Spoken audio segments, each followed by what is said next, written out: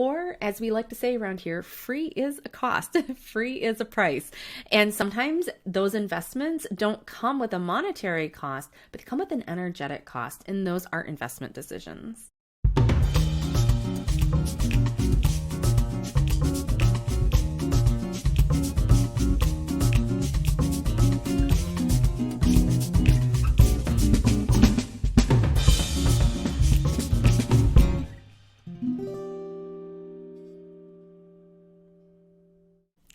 Hi, welcome to a fresh week of tea time.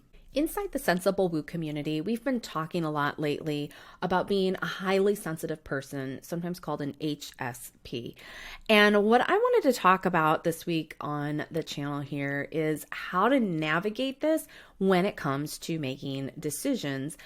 Because the questions have come up while the incubator enrollment period is open, and I thought this is such a great way for us to examine how does an HSP make better decisions in general, whether it's an investment for your business or if it's just for decisions that help you move forward on your business journey. So why should you even care about this video? Well, there are a couple of important reasons for that. The truth is that making better investment decisions is an actual skill. It's not magic.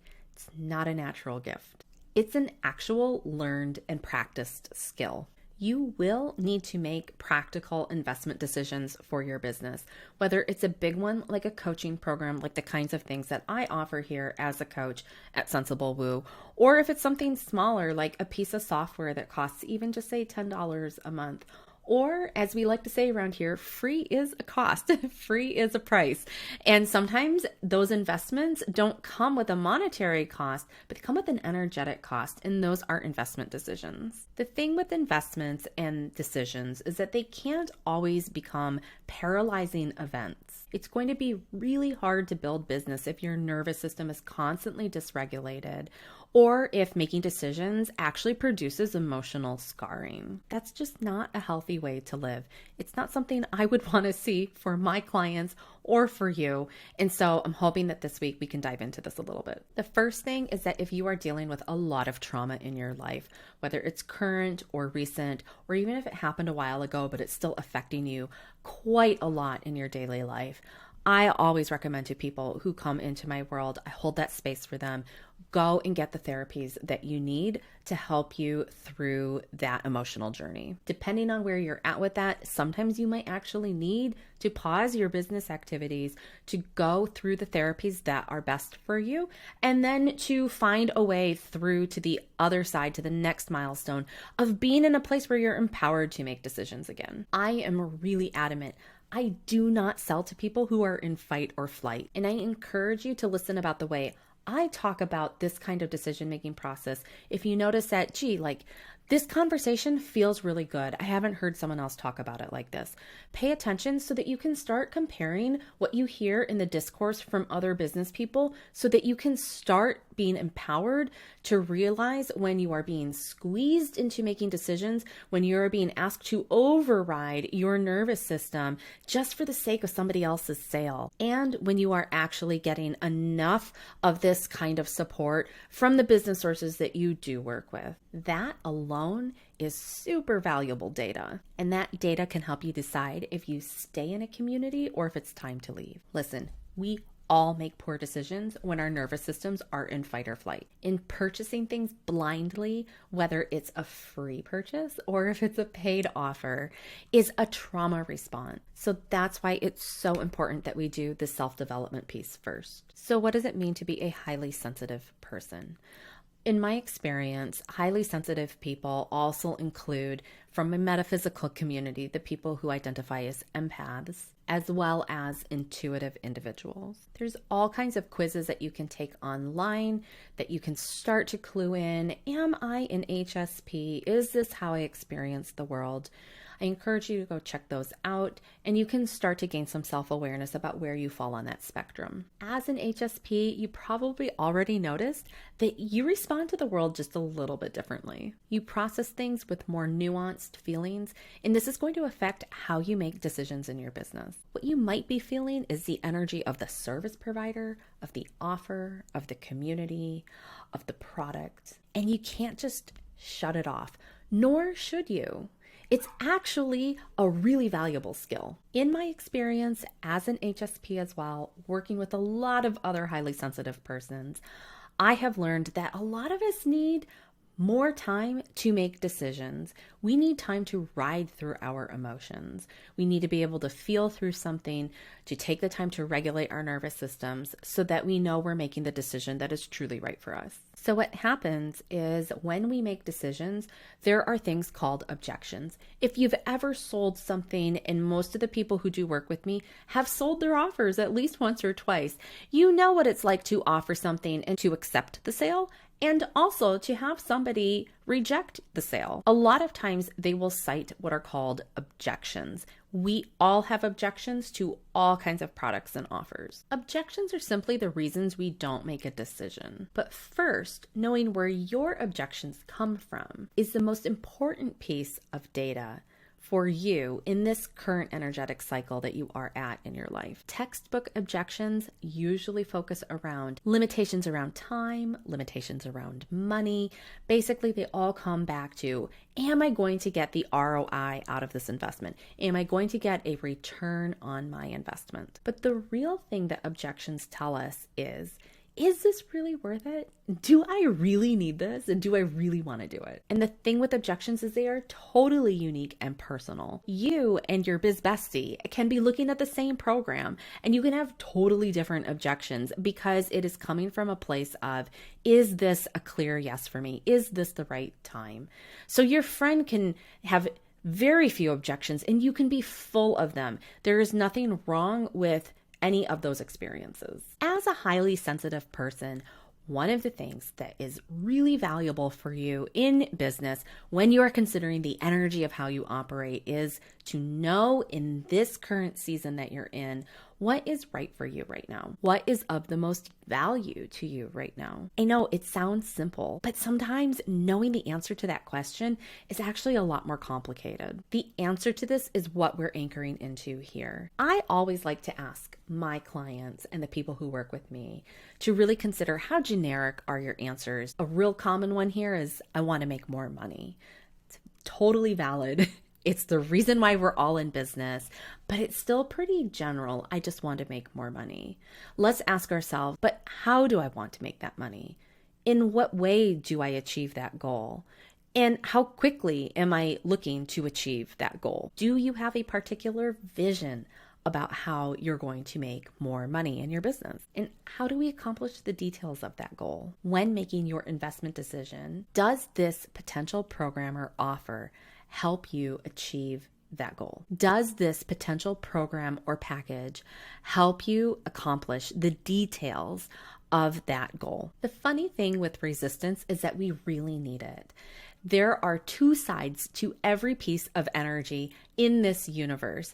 There is darkness that goes with the light. There is a push that goes with the pull. It is a requirement that helps us navigate our experience. If we don't feel some of the resistance, there's actually not a lot of movement happening. So understanding that resistance is a good thing can help you start to reflect back to yourself what it is you're looking for and how you want it to manifest in your life. For my highly sensitive persons, my empaths in the room, does this resistance come from a personal place or a business place? Sometimes those areas actually get quite a lot mixed up, especially when you're in a solopreneur experience and it feels like your life is very much wrapped up in your business. But learning to distinguish just a little bit more about where that energy is coming from is truly a gift and the key to making better investments that feel good, that you will get more return out of investment on. A lot of times when we have a resistance, we're trying to make peace with something. Can you articulate, can you put into words the thing that you are trying to make peace with right now? I think resistances are great. They protect us. They help us avoid making really bad decisions. But as a highly sensitive person, as an HSP, this can also produce a lot of exhaustion, a lot of emotional exhaustion. As an HSP, one of the best things to do as you are navigating your business journey is to start using that almost like going to the gym. You're building a new emotional muscle. By learning to recognize the nuances of the resistances inside of you, which are there trying to protect you, you can then start to evaluate. Are they helping you in this season, or are they starting to hold you back? Are you producing some patterns of self-sabotage, or are you possibly slowing your growth out of a protective mechanism because of past experiences where your nervous system was overridden by a decision-making process that didn't feel good to you? So how do we get beyond this so that we can move over this speed bump and you can get to a place where you actually feel like you are moving in a forward momentum? A really great exercise to do is to slow down, and if somebody is moving you too quickly through the decision-making process, that's usually a really big red flag. So if you're given some space and you can take that space, you can then look at the resistance and you can ask yourself, where does this resistance show you where you're actually in need of a lot more support right now? Maybe the program you're looking at really is a good fit. But what the resistance is showing you is another area of your life that's running up on your business that shows you that maybe, say, you need more support in your home and family life in order to be more successful overall in your business journey. That's valuable information for you because as you grow through that self-development piece, you will grow a better business. I've been doing this a long time, and the objections that I have heard over the years always typically have a very similar root. It's deeply personal, and it's much more common than you'd think. I hear so much about the fear of humiliation. One of my favorite metaphysical teachers is the medical intuitive Carolyn Mace. She says that we don't really fear death so much as we fear humiliation. We will go to great lengths not to be humiliated. We'll protect ourselves so that we don't end up in a situation where humiliation might present itself. In the spirit of not wanting to be humiliated, I also hear from people more nuanced versions of this. It can be things like the fear of failure or even the fear of great success. Mostly, we fear looking stupid in front of other people. And who can blame us? Nobody wants to feel this way. I find that my highly sensitive people in my audience feel this more acutely than the others. I think it's because we pick up on other people's energy and their emotions and their reactions in addition to our own, so we feel it more deeply. I'll see my HSPs being overly hard on themselves for not accomplishing some specific goal, or being overly hard on themselves for appearing one way on the outside, but behind the scenes on the inside, feeling like a total hot mess. And like those two images really don't line up together. They are not in alignment. And so what happens is these resistances, these statements show up as objections, and they manifest in statements around the typical things like the price of a program, the time it takes, the commitment level, basically any standard socially approved reason for saying no. When the real no is saying no to yourself because we're trying to protect the self. So the real goal as a highly sensitive person, as an empath, as an intuitive, is to ask yourself, is this no a real no because it's not in alignment, the energy doesn't match up? Or are you saying no because you're protecting yourself from a pain that you have felt before and you don't want to repeat it?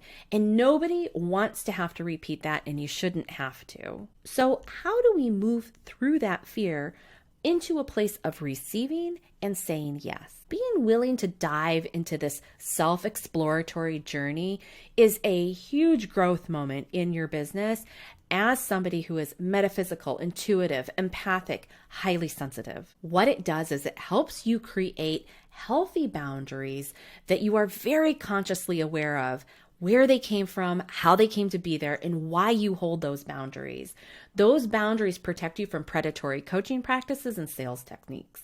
If you're in a season of selling, just as I am, you know that you will have people who are full of objections, and you will have people who say yes and they go right to work with you. It's very exciting when that happens. You also know as a consumer that when we want something, we find a way to make it happen. As a highly sensitive individual, how do we make sure that we live in an experience where the things that make us say yes are the things that are given precedence in our life, and we are actually making decisions from a very grounded and conscious place? It becomes the ultimate act of taking your power back. And while this may not be the most woo-woo of videos, it is the root of the woo-woo work we do around here at Sensible Woo. I hope that you found this discussion this week illuminating and that it helped you open up some thought patterns that you might have been slowing down on or avoiding, or maybe just afraid to really look at right now.